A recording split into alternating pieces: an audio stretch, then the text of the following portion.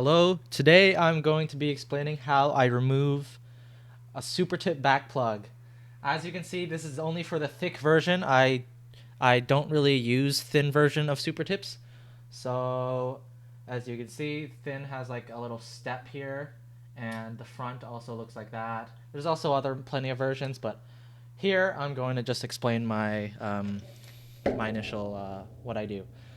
Of course, to empty it too. I always tend to remove it here. Just remove the ink tip, and then you can trash this. I'm just gonna put it over here, and then you grab the back. Grab one little arm here, or like whatever thing in here. You gotta just wiggle it a bit inside. As you can see, it's kind of like that's just what I'm doing. Simple movement, pretty simple.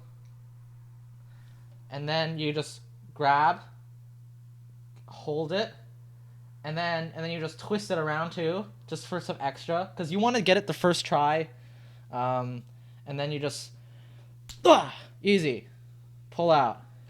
Very loose too. It was super easy actually that time. That time I think was one of the easier batches or easier attempts. But you really want it to get on the first try, or else it's just going to get more difficult after that, because you start to mangle up this back plug, and that's not good. So always just try and do a lot of prep like I just did there. I spent like a whole minute just twisting that thing and loosening it out before I try to pull it once, because a lot of beginners will just try to pull it out once.